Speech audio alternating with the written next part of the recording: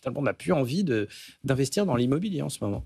Ouais, complètement. En fait, ce qu'on voit aussi, c'est que je pense que le sujet fiscal, il n'est pas neutre. Mmh. Il y a eu un certain nombre... on a vu l'IFI qui a quand même, depuis Emmanuel Macron, a quand même ciblé vraiment ce qu'il appelait, lui, les biens improductifs, mais qui était vraiment très ciblé sur la partie immobilière.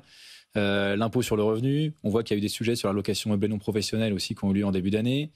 La taxe foncière qui a été largement revue à la hausse.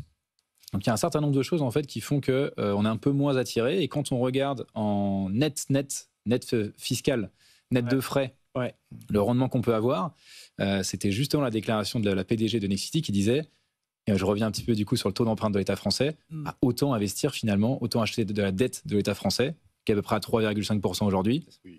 Et on a, mine de rien, quasiment un rendement qui peut être à peu près similaire. Surtout que si on regarde un petit peu dans le passé, sur les 5-6 dernières années, on se rend compte aussi que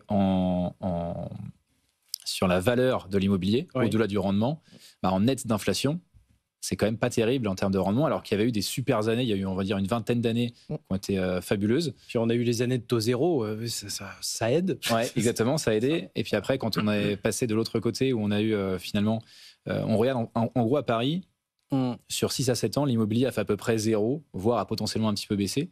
Et certains quartiers, sans doute. Ça peut baisser alors que l'inflation a plutôt pris 15 à 20% sur la même période. Donc, quand on dit aux propriétaires, aujourd'hui, 1, vous avez perdu de l'argent en net d'inflation. 2, si vous changez l'appartement aujourd'hui, vous n'allez plus emprunter à 1%, vous allez emprunter à 3,5%, etc. Tout ça fait qu'il y a une certaine...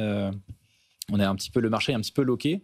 Et ce que disait justement la PDG de Nexity, c'est que aujourd'hui, ils vendent à peu près 90 000 logements, notamment étudiants, etc., par mois. C'était le double pré-Covid. Donc, il se passe quand même quelque chose. Et pourtant, il y a la queue à chaque logement étudiant à Paris, dans les grandes villes. Bien sûr. C'est la queue pour le louer, quoi.